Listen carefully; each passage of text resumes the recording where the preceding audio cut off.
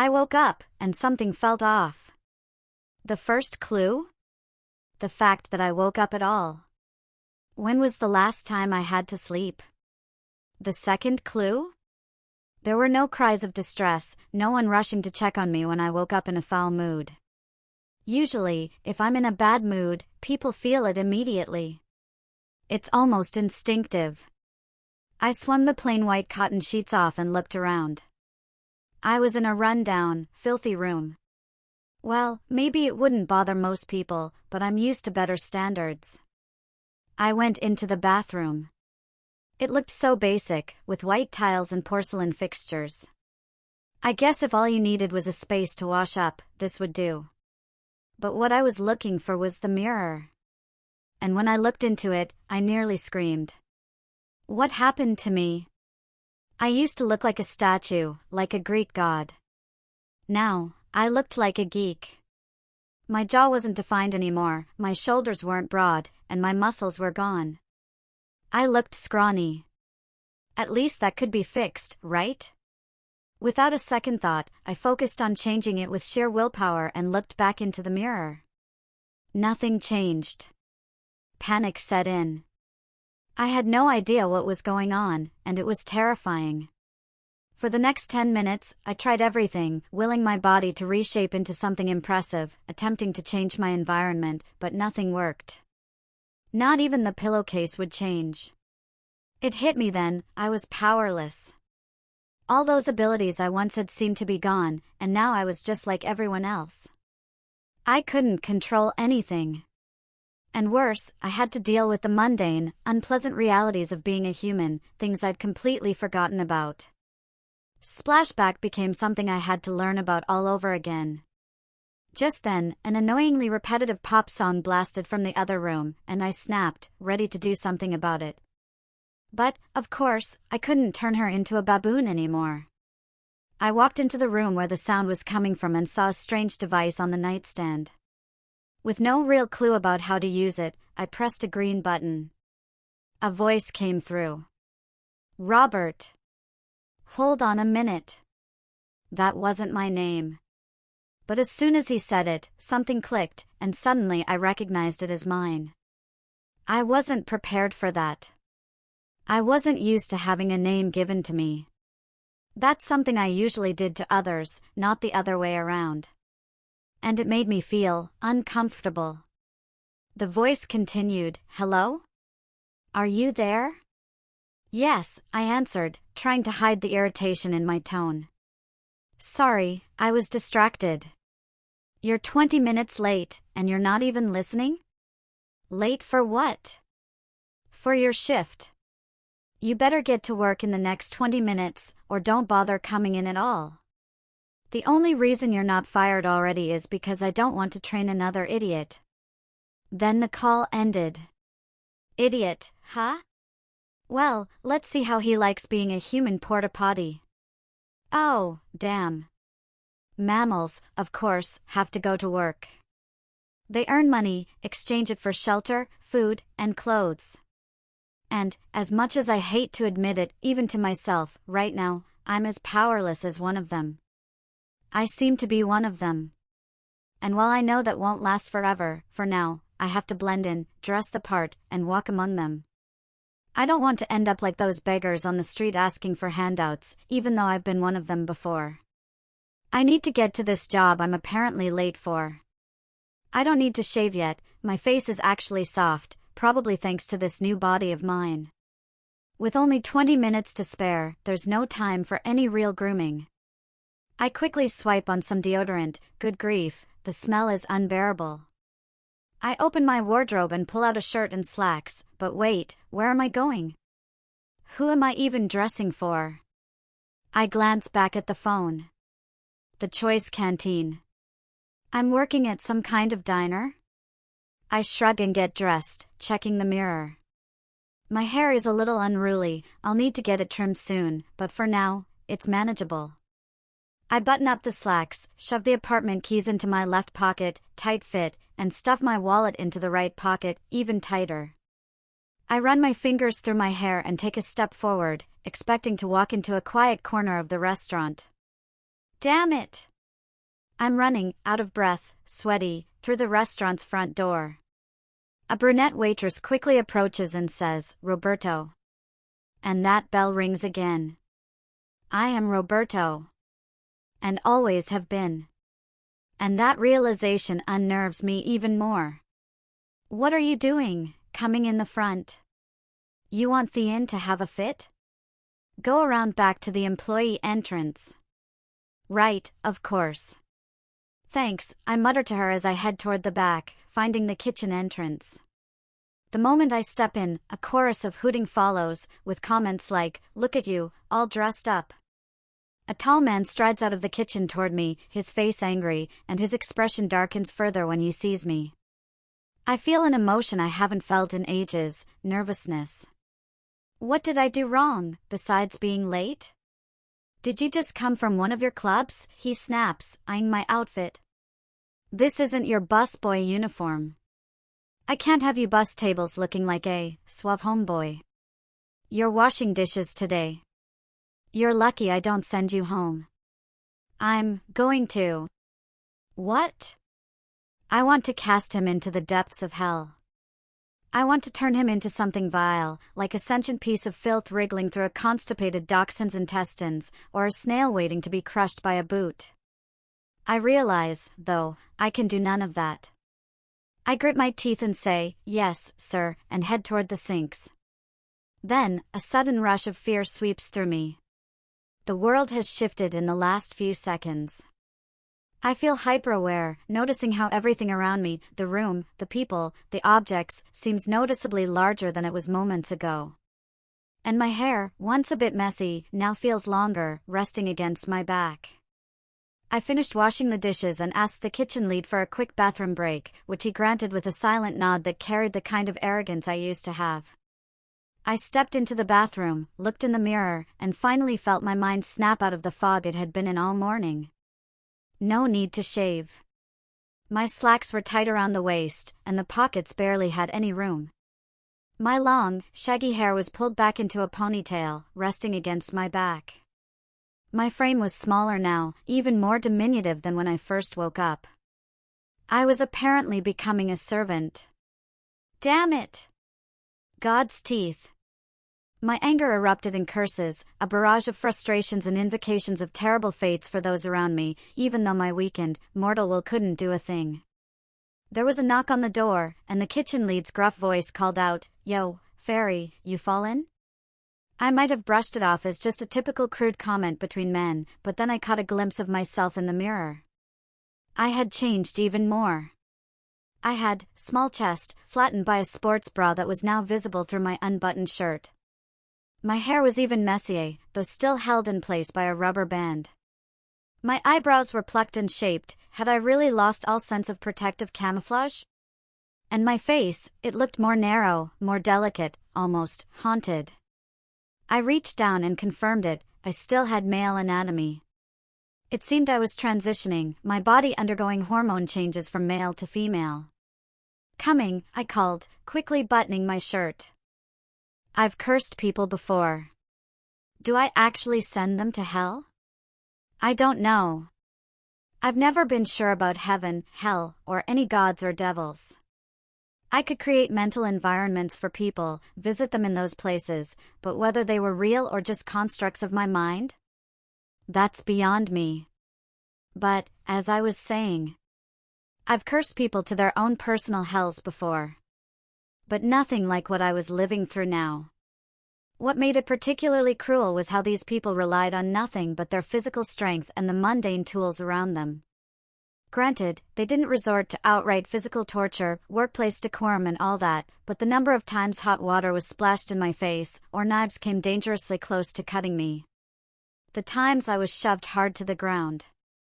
And what made it worse? I had to control my anger. I kept my emotions tightly in check. Because I realized something. I'm sure some of you have figured it out by now, but for those who haven't, every time I lashed out with frustration, every time I felt powerless, my transformation into a woman took another step forward. So, each time I was shoved, each time I scrubbed someone else's dirty, saliva-saturated plates, each time I heard "fa agate" muttered under someone's breath, I didn't lash out. Not only did I hold back a punch, which would have had little impact from this body, but I held back my temper as well. And it went on for hours.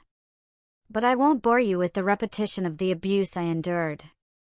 It wasn't original or creative. Just constant and cruel. I'll give this process one small credit. Hell makes you appreciate even the smallest moments of heaven. When you can't control the weather, you start to genuinely enjoy a sunny day and the warm spring breeze with just a hint of earthiness, because it feels so random and unexpected. I was sitting in the back, eating a ham sandwich and chips from a local chain. I'd never trust the idiots inside with my food, letting the sun warm my face while the breeze helped ease the muscle fatigue from washing a mountain of dishes. Then the back door opened, and my gaze snapped in that direction, bracing myself for more rough handling. The brunette waitress from earlier stepped outside. "Are you okay, honey?" "Yes," I replied, my voice steady. "Thank you for your concern." And then, to my utter shock and embarrassment, something I hadn't experienced in what felt like forever happened. For the first time in what seemed like my entire existence, I broke down and cried. Fortunately, I could read her name tag, so I didn't have to guess. My savior's name was Tessa. As soon as I started crying, she wrapped me in her arms, resting my head on her shoulder and murmuring soft their ass as she patted my back. For the first time in what felt like forever, I was genuinely grateful for something in this strange situation. I hadn't been held by anyone of their own volition in what felt like ages, not in a body small enough for a woman to embrace. Maybe I had been as a child, but those memories faded long ago. Eventually, my tears stopped, and I looked at her. I'd left a mess of tears and snot behind. Tessa noticed and smiled gently, saying, "It's okay, honey. I'll run it under water for now and throw it in the wash tonight." She lifted my chin with her hand. "You're so brave for transitioning, but you don't have to put up with the crap they're giving you in there. File a claim with the EEOC. Tell Thean you'll sue the place if they don't shape up. You don't have to be so tough." She walked back toward the kitchen, then turned and came back to me. "And please know, I'm your friend. I don't know how to handle those guys in the back, and I can't do everything for you, but I'll support you however I can. The world's not just made up of those assholes back there." Despite my efforts, a few curses slipped through my frustration in the following days. And, if I'd had the power to act on them, they would have been incredibly creative.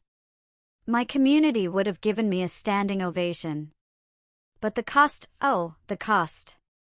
My hips started to widen, my butt sticking out of the slacks.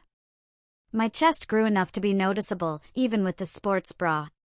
My voice still sounded male, but weak, almost breathy. And of course, my increasingly feminine appearance only made the kitchen critics more relentless. Then, that Friday, I was carrying a full stack of dishes to the drying rack when it happened, a simple childhood prank, someone's foot outstretched. I tripped, sending 30 dishes flying, most of them shattering on the floor. I heard ironic applause and laughter from the dining room and the men around me. My anger grew, and grew, and grew, but I held it back. I fought it, but it exploded. And the world changed. A gravelly female voice broke through the chaos. "Christ, Casey." That familiar bell rang in my soul. I knew I was Casey. "Are you okay?" "Veronica, you dumb bitch, watch where you're going." A thin Latina, someone I'd never seen before, dressed in a kitchen uniform, white t-shirt, black jeans, grinned sheepishly and helped me up. The woman with the gravelly voice pulled me up with a strong arm. "Oofta," she said as she hoisted me to my feet. I looked around the kitchen and realized something, everyone in the back was women. I shook my head.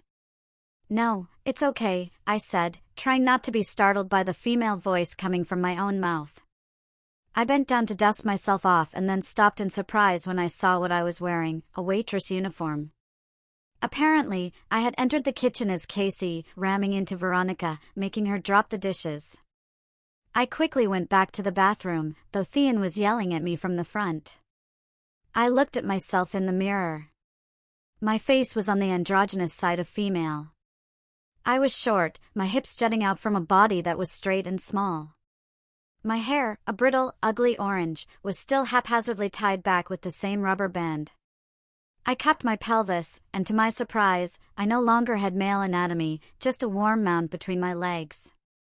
The sensation made me gasp in shock. My self-examination was cut short by Thean's bellow, "Bertie, get your ass out here."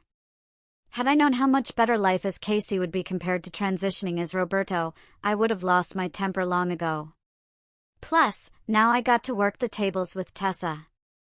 Whenever I was on shift, so was she, so we got to know each other pretty well. How did the kitchen crew turn into women? I didn't do it, not really. I didn't wish them into women. I just yelled into the air, wishing for a better, kinder world. And somehow, that's what happened. The all-women kitchen crew was a lot nicer and less homophobic, transphobic, and chauvinistic than the people who had been there before. I was careful to keep my temper in check now. As a woman, I didn't want to bounce back and forth between genders. I hadn't enjoyed being a transitioning man, and I certainly didn't want to go back to that place. So I did what I could. I started listening to meditation tapes in the mornings, learning to breathe with my diaphragm to calm myself whenever a dish was dropped or I was stiffed on a tip. I bought a small TV and started catching up on the cultural happenings of the day. I went to the library, checked out books, and started reading. Sure, John Grisham and Tom Clancy weren't Hemingway or Shakespeare, but I still enjoyed them. I also enjoyed making Tessa laugh. She was a good friend. She'd look at me with bright eyes when she laughed, and one day, after a joke that had her in fits of giggles, she gave me a quick peck on the cheek, glancing at me to see how I'd react. She seemed pleased that I didn't say anything, just looked at her, my eyes wide, maybe showing a hint of something more. I don't know where things would have gone from there, but then something happened. Something terrible. "Casey, table 12 wants you. Quit messing with me, Gray. There's no one at table 12. Are you high, girl? You just served him a well-done steak." What? I looked out at table 12. A man sat there, looking towards the kitchen. When he saw me peek out, he made a "come here" gesture. I'd never seen him before, yet I had supposedly taken his order and served him his food. What the hell was going on? Taking a deep breath, I walked over. "Hello, sir. Is the food not to your liking?" I said, falling back on the standard waitress script I had learned. He grabbed my hand, yanked me toward him, and inhaled deeply from the inside of my wrist. What the hell? And then he smiled. And I knew. I knew that someone from my past had found me. This was the worst thing that could have happened. "So," he said, grinning, his sharp teeth glinting. He always liked the dramatic effect. "I'm surprised there weren't ominous clouds rolling in. Oh wait, there they go. I've finally found you. You were looking for me?" When one of us disappears without a trace, there's usually something interesting behind it. But now that I've scented you, I know the truth. Someone's neutered you, girl, he added, emphasizing the last word with mockery. "Who got to you before me?" "No one," I said calmly. "I woke up one day like this. Maybe there's someone in the shadows you need to watch out for, too." "Trying to get rid of me already?" he smirked. "Listen," I said, keeping my voice steady, forcing myself not to think about Tessa, who was likely waiting for us to take our lunch break. "I just don't want to see you fall victim to whatever happened to me. Take my warning and stay clear." "Friendly?" he asked, drawing out the word with a sneer. "Consider it payback for the favor you did me in Bulgaria." "Ah," he said, briefly lost in thought.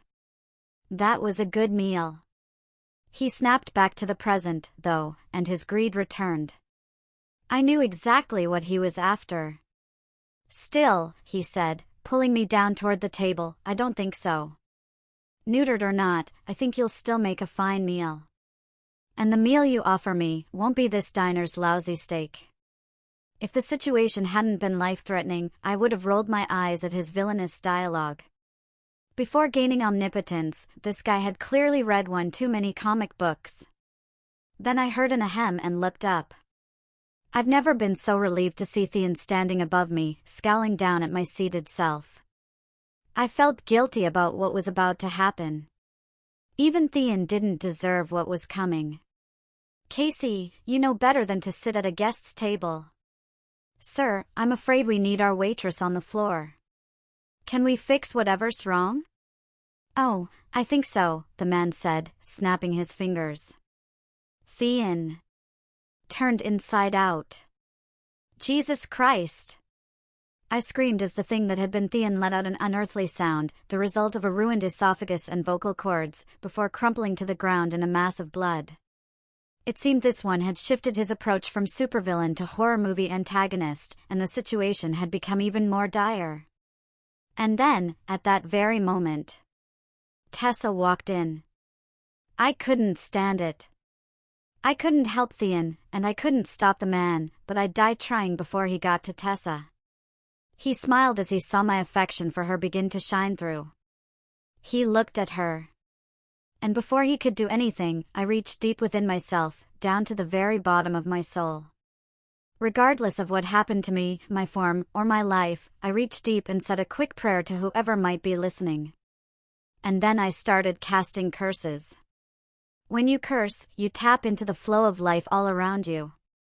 Through the movies I watched and the books I read, well, let's just say I smiled when I first saw a grappling hook in an action film. It's like that, except instead of pulling yourself toward the hook, you're pulling what you've hooked toward you. You're pulling reality toward your will. When I saw him look at Tessa, I frantically cast one hook after another into the universe. Picture me running down a field lined with cannons, each firing a grappling hook into the world, all designed to save her. They affected me, but not in the way I expected. I didn't bounce off some gender pole and start reverting back to a man. No, I became more of a woman. I felt my hips and chest become fuller, my abdomen flattening. My hair shifted from neon orange to a beautiful shade of red, cascading down my back in smooth plaits. My legs grew taller, stronger, and more shapely. But the hooks? They felt like they were skittering down the wall of the universe, not catching hold. I wasn't going to save her. And then, there's no other way to describe it, I felt someone pull those hooks up from where they'd fallen and sink them into the flow of the universe. And they took. This time, they took. And, thank God, she was saved. Our guests stared at me, stunned. I didn't know exactly what I'd cast. All I knew was that I wanted her safe. So I didn't know what happened to him, just that he vanished. Not in a flash of white light or anything dramatic, just gone, like he was there 1 second and gone the next. Not that I could see in picoseconds anymore, of course. With his disappearance, the diner's noise resumed as if nothing had happened. I stood there, dazed for a moment. Hey! I heard a distant voice. Hey! A voice called to me, and I looked up to see Thean standing there, confused. Why are you standing by an empty table? We've got the lunch rush coming in. If you're not busy, you can roll silverware. I didn't know why I did it, but I wrapped him in a big hug and kissed his cheek. I noticed a tiny smile and a slight flush on his face. I pushed through the back door so hard it slammed open, causing another hey from Thean inside. I saw Tessa waiting for me by the wooden picnic table we used for lunch on nice days. I ran to her, cupped her cheeks in my hands, and gave her the longest, most loving kiss anyone had ever given. And trust me, I should know. Omniscience, even former, has its perks. I love you, I said. Will you be with me forever? Absolutely, Bobby, she whispered back. Absolutely. And a bell rang in my soul. And I knew, now and forever, that I was hers. I was her Bobby. That's not fair, Satan muttered. You helped. At least twice. God cast a smile on her fallen one. It proves the test. The omnipotent strangers you've sent walking across the world, they can be redeemed. She looked at him with a sad expression. Anyone, anyone can be redeemed. Satan grumbled. She shifted uncomfortably, adjusting her black leather bustier. Yeah, well, you helped. That wasn't against our rules.